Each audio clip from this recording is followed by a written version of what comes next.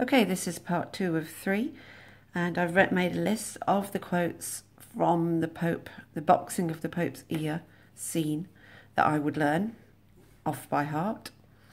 That he called it some sport. Can't remember all the things I said about that. That we're on his side in it, which is a bit surprising. The comedy, the farce, that type of comedy. So some friars attempt to search. That's 3 times that I describe it a bit. The dish was sent me. It's a sort of comic patterning. The use of Catholic traditions and symbols as a focus for humour or to be ridiculed. So purgatory, the crossing himself, which is called a trick. Bell, Book and Candle, talking about excommunicating them.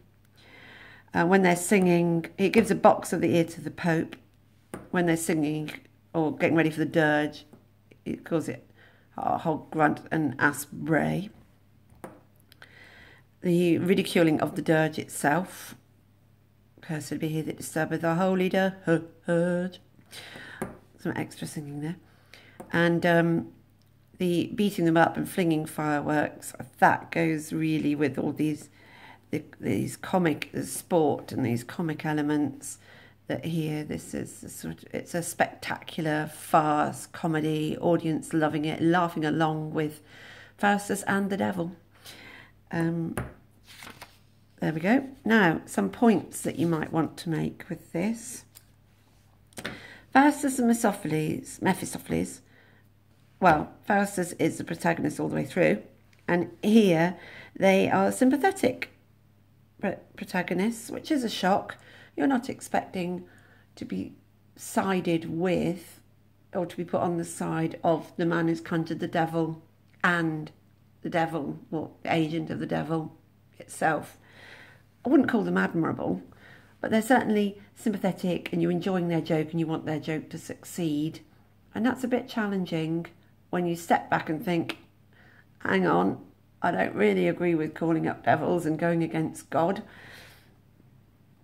So it's putting the audience in that moral uncertainty. Playing with your mind, man. That's the other way of putting it. Anyway, this scene shows... the next one you could say is the scene actually shows the limitations of the human mind once freed from religious orthodoxy. So he conjures up the devil, but he still can't think of very much to do with it, and ends up doing silly things like this that are pretty meaningless. So he gave away his immortal soul for a bit of sport and some fireworks. So it's not really worth going against God. The human mind is at its best with God, etc., etc. So make sure you understand that one. The other thing you can say about it is that the morality play was a traditional Catholic play telling you what was right and what was wrong, and you learn your lesson. So it's using that traditional form of the morality play against the church, the Catholic Church, not the church, should I put it in, against the Catholic Church, ridiculing them. So using their own form to ridicule them. It had gone out of fashion, really, or it was slowing down, definitely, by the time of this play.